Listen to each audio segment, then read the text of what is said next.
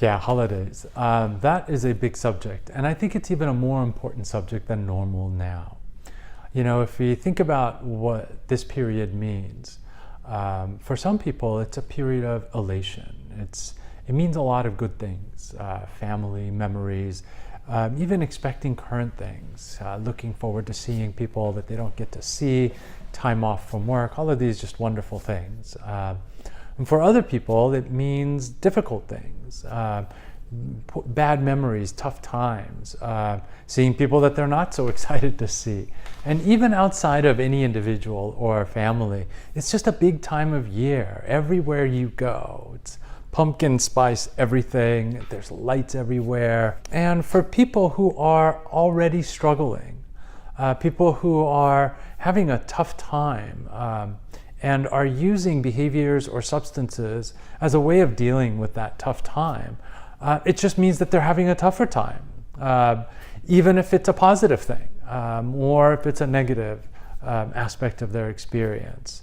So as we go into the holiday season, one of the things I sort of suggest to all of the people that I work with is just to be aware, to start with this awareness, to engage in internal and external conversations around what do the holidays mean. Are they a source of joy or sorrow? Is there a sense of sorrow that there isn't joy? Some expected way of being at this time of year. What does it mean that you're going to see family? Then there's planning. You know, planning for the holidays is a smart idea. If you know that you're going into a high-risk environment, maybe you're going to see somebody who was really rough on you when you were younger, or your relationship is strained in some way. You know, to at least acknowledge that there may be conflicts. You may want to participate in events in a way that also you don't want to participate in because it hurts.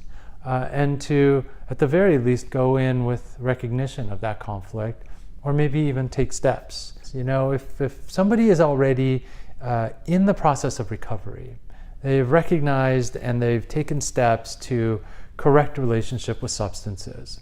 Whether you're abstinent or moderate, or maybe a little bit of both with different things, to specifically go in with a plan. If you're abstinent and you know that certain family members are going to challenge that and make you feel bad, or put your sobriety at risk by constantly offer things, you can make plans around that. First, you don't have to go. That's a possibility for some. And for others, not going is really not a possibility. And so it's about maybe recruiting allies that have your back, that can sort of block for you. Making a plan to arrive at a certain time and leave at a certain time, to achieve your objective, to identify your objective first. I want to go and be with family. Great, go do that. Visit certain people that are really important. Maybe even making plans to see some of the more important people in safer environments. For people who have had substance issues and are now living a moderate lifestyle, there are definitely traps to go into, emotional traps around people that don't understand that. The primary story that we live with is, once you have a problem, sobriety is your only option. And so if that's not your path, if you found a different way, to recognize that you're probably going to get some sideways looks, that those are not imagined, they're probably real. Then there'll probably be other imagined ones that are internalized. And just to kind of recognize that these are some things that you'll probably have to represent the entire population of people that might moderate, because you're novel and you're different and you're going to be othered. And you may be being scrutinized for everything you say and do in ways that other people may not be.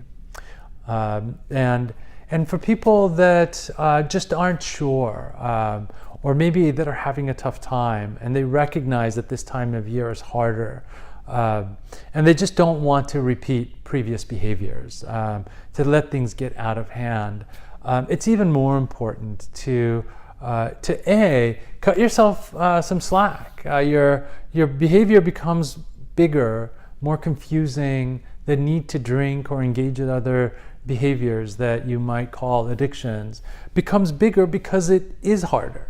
And to cut yourself a little bit of slack around that, and maybe to plan around that, to don't drive, even though you don't intend to drink a lot, to have a contingency that says, okay, well, I still won't drive just in case. How great to be in a taxi or an Uber or getting a ride home from a friend and to be able to sit there and go, oh, look at that. I didn't need this ride after all.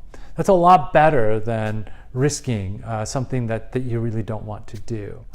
And so that's just a couple of different categories of people, wherever you might fall. This is also a good time. One of the downsides of talking to a therapist is we often think therapy is a good idea, but there's a lot of resources available. Call somebody, talk to somebody about what this means. Finding somebody that doesn't judge you for your struggle, but is curious about what that struggle might be, is a really good first step. I hope this video and this information has been helpful.